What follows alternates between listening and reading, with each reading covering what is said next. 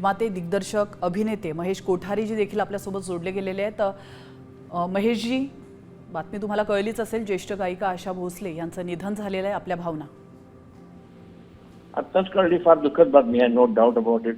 एक फार सुंदर आणि फार महत्वाची व्यक्ती आपल्या आयुष्यातून गेलेली आहे।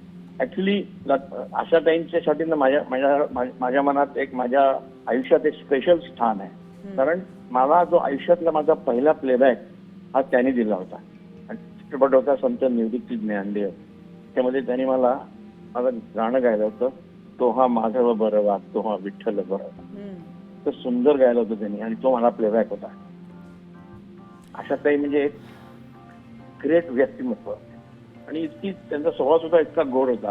बिलकुल, really miss you Ashatai, really miss. Maheshji, आठवणीतल्या आशाताईंना तुम्ही कसं डिस्क्राईब कराल? आठवणी म्हणजे माझ्या खूप आठवणी आहेत, माझ्या खूप आठवणी आहेत। पण मी म्हणजे चित्रपटामध्ये मी जीवलगा चित्रपट केला तेव्हा एक पर्टिक्युलर गाणं होतं, जीवलगा राजसा साधही ऐकना, मला आशाताईच हव्या होत्या आणि कारणामुळे त्या टायमाला अवेलेबल नव्हतं, तरी मी थांबलो त्याच्यासाठी आणि मग आम्ही ते गाणं रेकॉर्ड केलं। त्यांनी इतकं सुंदर गायलं होतं। हा आशाताई, काही गाणी अशी होती ना की आशाताईंनीच गावी, दुसरं कोणाचा आवाज तिथे आपण इमॅजिनच करू शकत नाही। बिलकुल, thank you so much, I really miss. खरंच खूप दुःखद बातमी आहे।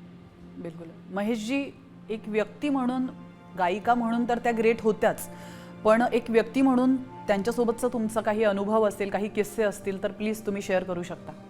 त्यांनी जेव्हा माझ्यावर ते गायल्या ना, त्यांनी इतकं कोऑपरेट केलं होतं मला, कोऑपरेशनच्या बाबतीत त्या कमाल होत्या म्हणजे, आणि त्या मराठी माणसासाठी त्यांचं विशेष प्रेम होतं। We will really miss her.